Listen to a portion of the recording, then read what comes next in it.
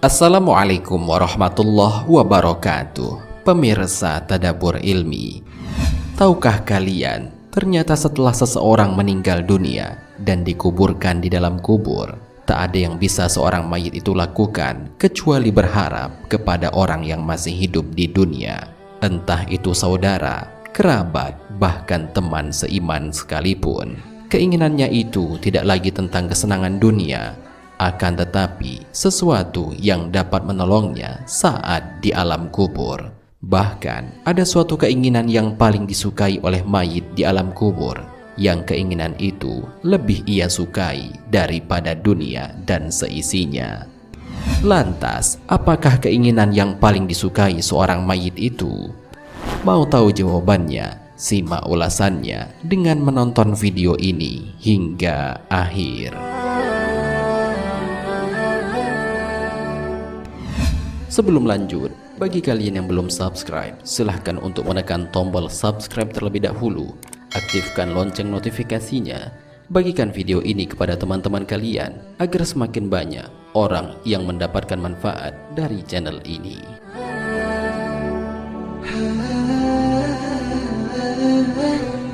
Pemirsa Tadabbur Ilmi, setelah seseorang meninggal dunia, mereka akan mulai diberi balasan atas perbuatan yang pernah dilakukannya semasa hidup di dunia. Jika ia adalah orang yang beriman, ia akan dinampakkan tempatnya kelak di surga, sehingga saat di alam kubur, ia akan mendapatkan banyak kenikmatan. Akan tetapi sebaliknya, jika ia adalah orang yang ingkar, ia akan ditampakkan tempatnya di neraka, sehingga ia akan merasakan penderitaan. Bahkan ia akan berharap agar bisa dikembalikan lagi ke dunia untuk melakukan amal kebaikan, sebagaimana Allah Subhanahu wa Ta'ala berfirman dalam Al-Quran, "Dan belanjakanlah sebagian dari apa yang telah kami berikan kepadamu sebelum datang kenikmatan kepada salah seorang di antara kamu." Lalu ia berkata, "Ya Robku, mengapa engkau tidak menangguhkan kematianku sampai waktu yang dekat, yang menyebabkan aku dapat bersedekah dan aku termasuk orang-orang yang soleh." Al-Quran Surat Al-Munafikun ayat 10.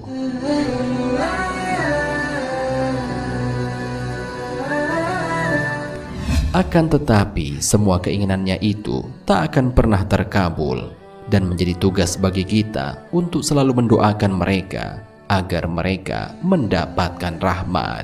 Sungguh, kiriman doa dari orang yang masih hidup kepada orang yang telah meninggal merupakan suatu hal yang sangat diidam-idamkan bagi para mayit di alam kubur.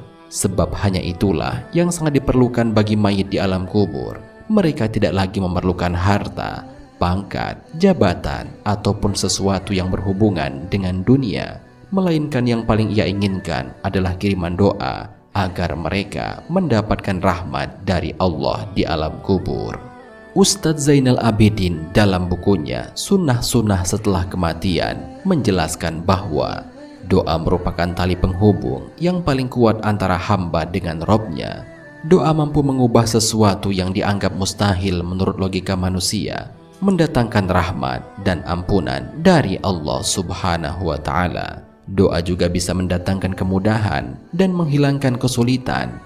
Bahkan dalam seluruh ibadah disyariatkan untuk selalu berdoa, sehingga doa adalah salah satu amal soleh yang paling patut dihadiahkan oleh seorang muslim kepada saudaranya yang masih hidup ataupun yang telah meninggal.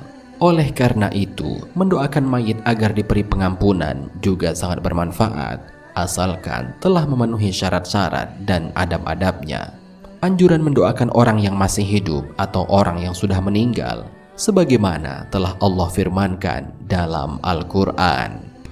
Dan orang-orang yang datang sesudah mereka, kaum muhajirin dan ansor, mereka berdoa, "Ya Rob kami, beri ampunlah kami dan saudara-saudara kami yang telah beriman lebih dahulu dari kami, dan janganlah engkau membiarkan kedengkian dalam hati kami terhadap orang-orang yang beriman. Ya Rob kami, sesungguhnya engkau maha penyantun lagi maha penyayang." Al-Quran Surat Al-Hasr ayat 10.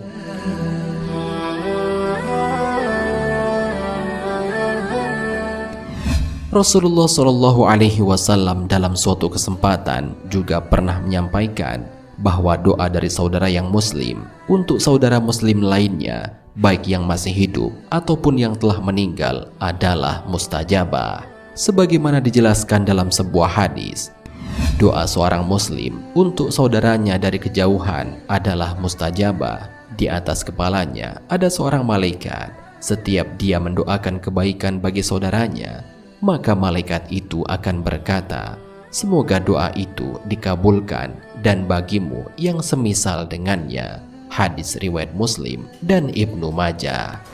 Di antara doa yang sangat bagus untuk mayit di dalam kubur dan juga sangat disukai si mayit adalah mendoakan mereka agar mendapatkan ampunan dari Allah Subhanahu wa Ta'ala. Hal ini sebagaimana kebiasaan yang biasa dilakukan oleh Nabi. Setelah beliau selesai memakamkan seorang mayit, beliau berdiri di sebelah makamnya untuk berdoa meminta ampun untuk mayit tersebut.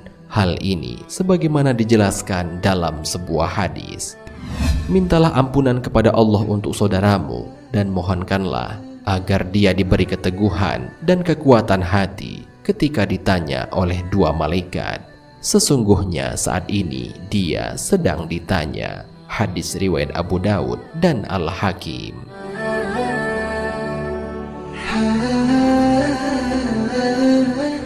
Pemirsa Tadabbur Ilmi, demikianlah pembahasan mengenai hal yang paling disukai oleh mayit di alam kubur, bahkan lebih disukai daripada dunia dan seisinya.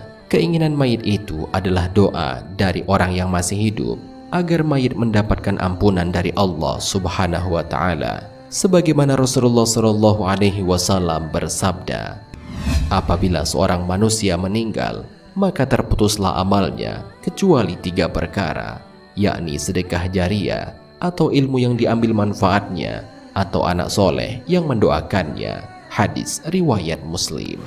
3 sebab amal ini akan menjadi sebab seorang mayit akan selalu mendapatkan kiriman pahala dari orang yang masih hidup di dunia. Dengan demikian, lakukanlah ketiga hal ini, sehingga kelak kita akan memetik hasilnya ketika telah meninggal dunia. Amin ya Rabbal Alamin. Wallahu a'lam bishawab. Jika terdapat kesalahan dalam penyampaian ini, admin mohon maaf, dan itu merupakan kesalahan dari admin sendiri. Jika ada benarnya, itu adalah dari Allah Subhanahu wa Ta'ala. Semoga bermanfaat. Wassalamualaikum warahmatullahi wabarakatuh.